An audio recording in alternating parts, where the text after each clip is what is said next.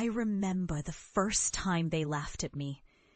I was sitting in our cramped living room, clutching my battered sketch pad, eyes burning with a fire they couldn't see. I told them I was going to be a painter, the kind that creates worlds with colors, the kind that tells stories without words. My parents looked at me like I'd announced I was planning to fly to the moon.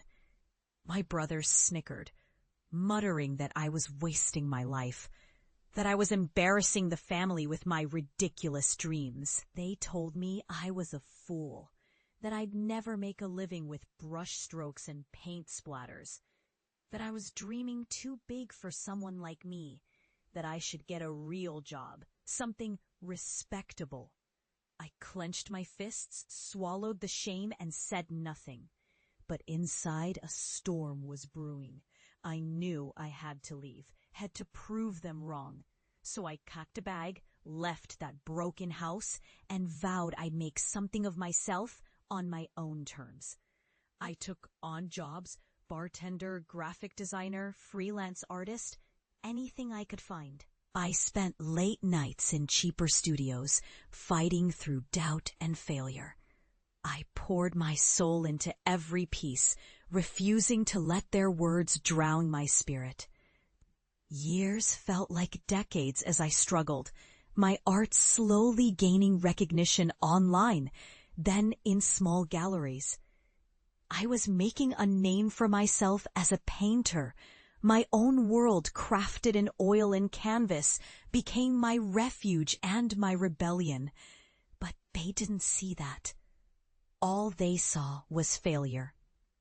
When I finally booked my first major exhibition in a city miles from home, I knew I'd made it.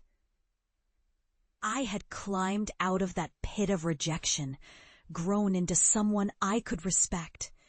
Then one day, I decided to go back, to show them, to prove I wasn't just some foolish dreamer. I wanted them to see the life I'd built. I returned without fanfare, my gallery work packed in my bag, my reputation quietly gathering momentum. And what I saw, their faces when they looked at me, was worth more than any applause. My parents stared wide-eyed, silent.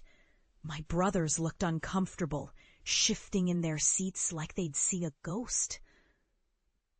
I could see the shock, the disbelief, the realization that I had become someone they never dreamed of.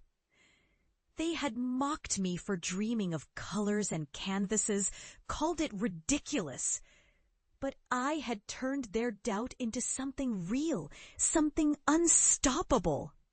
I walked into that room where they waited, confident, my eyes steady.